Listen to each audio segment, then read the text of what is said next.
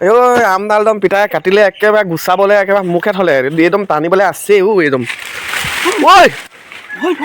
কি হ'ল তই কি কৰি সোমাই আছ মোৰ বৰ বিপদ হৈছে কি হ'ল আহ ওলাই পুলিচে দেখিব কি হ'ল পুলিচে দেখিব সেই বগৈ ঘৰ বোৱাৰীজনী আহিছিলে মই তাইক ভাল পাওঁ নহয়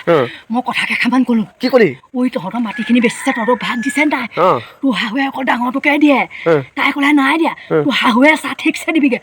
সেই বুলি ক'লো তাই গৈ একমাহ লগাই দিলে কঁকালটোকে বাকী থাকিলে তাৰপিছত এতিয়া গিয়েকে তই এইবোৰ কথা ক'ত শিকিলি বুলি ক'লে মোক কথা কৈ দিলে এতিয়া পুলিচে মোক বিচাৰি ফুৰিছে ৰাম তই এইবোৰ কেলে কৈছিলি এইবোৰ চৰিত্ৰ ভাল পুলিচজনী নিয়ম নাই নহয় একেবাৰে সেইবোৰ চৰিত্ৰ নাই কেলে কৈছিলি তেন্তে মই এনেই কথাষাৰ কৈ পালো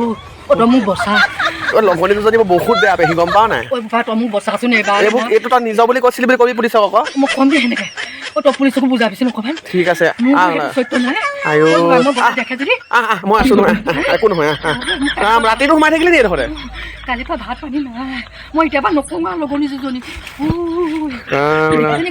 নাই দেখা